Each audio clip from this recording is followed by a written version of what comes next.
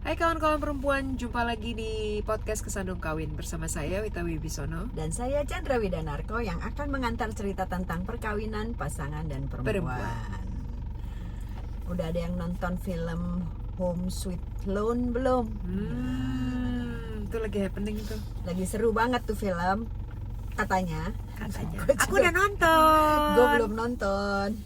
Oke.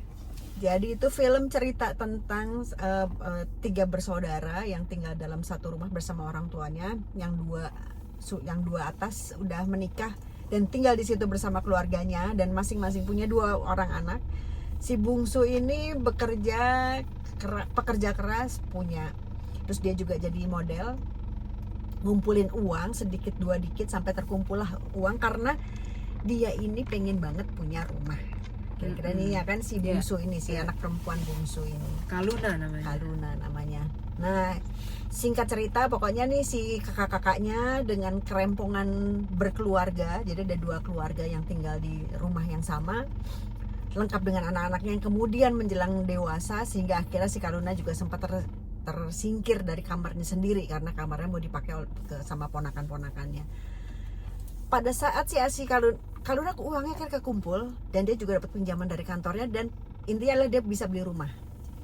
Udah akad lah, udah tinggal tanda tangan akad. Tahu-tahu kakaknya punya utang ke pinjol. Kalau itu dan mengagunkan rumah orang tuanya. Rumah orang tua itu rumah warisan. Pokoknya kusut lah. Kusut banget deh. Nah, tapi itu kehidupan umum yang terjadi sih di seluruh dunia ini gitu kan.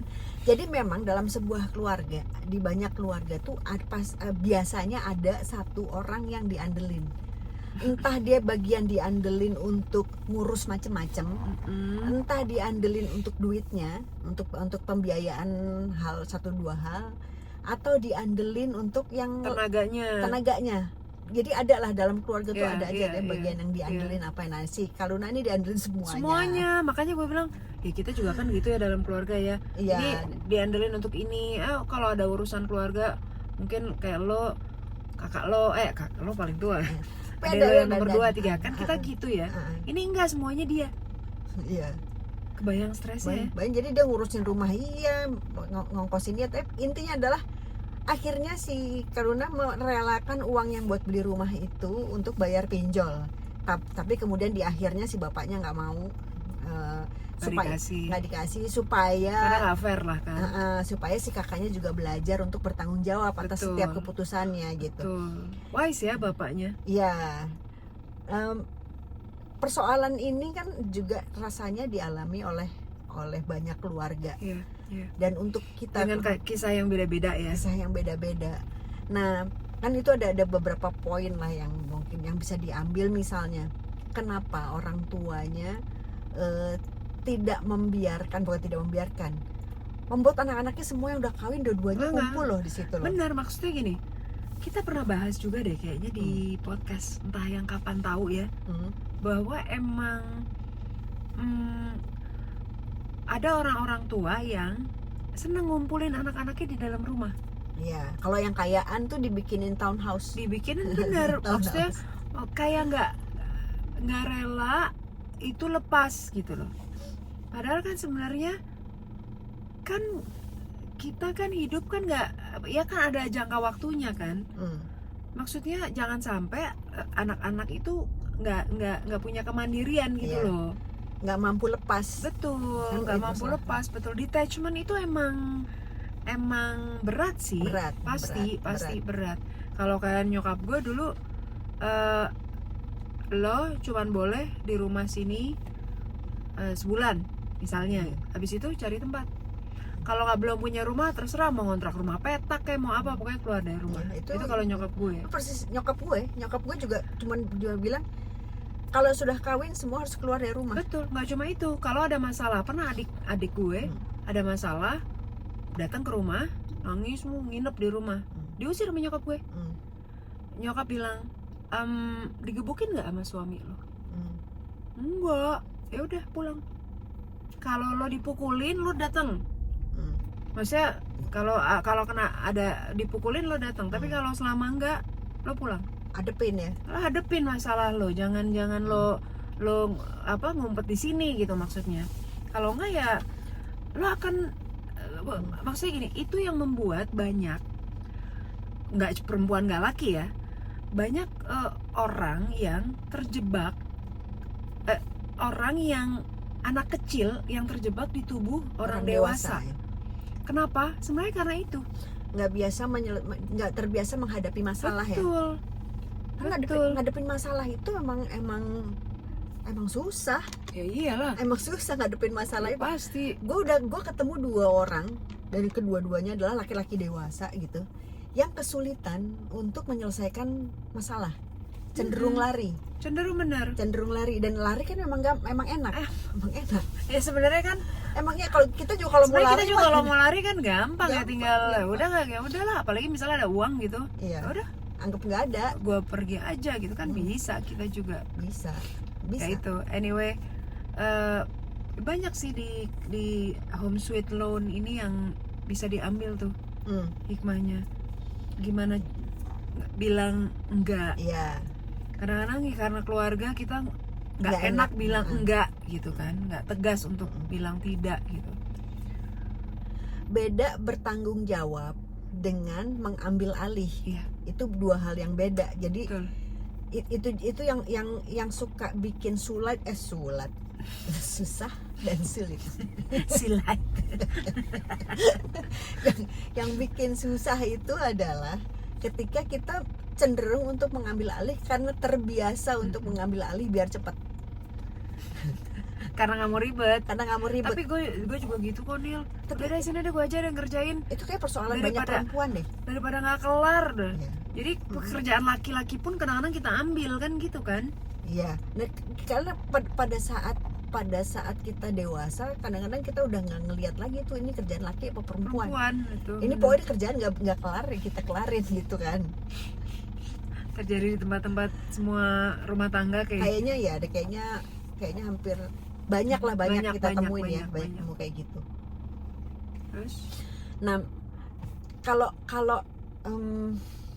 terus kan ini juga ada hubungannya dengan ada laki-laki, ada suami, Sorry. ada suami yang suka ngasih ke keluarganya, tapi dia nggak bilang sama istrinya. Jadi misalnya gini, kalau ngasih ke orang tuanya kan normal tuh, biasa lah dia ngasih setiap bulan ngasih gitu. Tapi kadang-kadang tuh kalau keluarganya gitu, apa adik-adiknya atau kakaknya minta, itu suaminya selalu ngasih dan nggak pernah bilang sama istrinya. Dan bahkan beberapa kali juga dia bilang, lo nggak usah bilang bini gue ya. Dan itu biasa banget. Dan itu beberapa kasus ada yang kayak gitu. Nah, pertanyaannya adalah, itu iya oke apa enggak sih? Nah, waktu itu ada kasus lagi, si istrinya menemukan bahwa oh lo ngasih nih ke sana. Cuman si istrinya pikir selama keuangan rumah nggak keganggu, nggak apa-apa. Gue nggak ambil pusing. Harusnya gitu. sih itu makanya emang keuangan, seks itu hal yang suka sulit orang terbuka. Iya. Apalagi kalau tipe dua-dua pasangan, sepasang ini atau salah satunya yang introvert atau enggak lah nggak mau cerita, takut yang gitu-gitu, ngerti nggak lo? Iya, ya harusnya sih dibicarain di awal sih. Iya nggak sih? Ya. Atau bisa jadi ada faktor lain, misalnya istrinya nggak suka kalau suaminya ngasih-ngasih. Makanya kan perlunya kita paham karakter pasangan. Kalau misalnya ada dapet istri atau suami yang tipe kayak gitu, diomongin aja di awal. Gue harus bantu keluarga gue ya. Gini. Selama itu tidak merugikan dapur rumah tangga sih, harusnya sih idealnya sih nggak apa-apa ya. Ya rasa gue sih apa-apa memang baliknya lagi. Kalau bisa pertanyaannya, kalau misalnya suaminya atau istrinya nggak ngomong, itu oke apa enggak? Kalau dari yang kita bahas selama ini sampai dengan hari ini nih di Kesandung Kawin, sebaiknya bilang. Iya, sebaiknya dibicarain. Karena kan atas dasar apa lo nggak bilang? Iya, Kan makanya. gitu kan karena dalam sebuah, karena trust itu dibentuk dari salah satunya adalah transparansi. Betul. Jadi Ya keterbukaan itu nggak emang ada yang penting. diumpetin gitu kan. Bener. Emang rumah tangga tuh seharusnya gini, karena kan to become one ya kan. Iya, lo udah jadi satu. Bener gak sih? When to Gadget. become one. Emang beda lagi loh. Ya udah gitu deh. Nonton deh Home Sweet Loan. Ya maksudnya itu umum terjadi ya, tapi itu banyak banget pembelajarannya. Dan ada banyak kasus-kasus di film itu yang relate dan pernah diangkat oleh kesandung kawin. Cuman satuan gitu. Masalah ya itu tadi, masalah ipar, masalah mertua atau orang tua, terus masalah keuangan, masalah menabung, kita pernah bahas juga sih gitu. Ya udah, semoga jadi bisa diambil yang positifnya ya.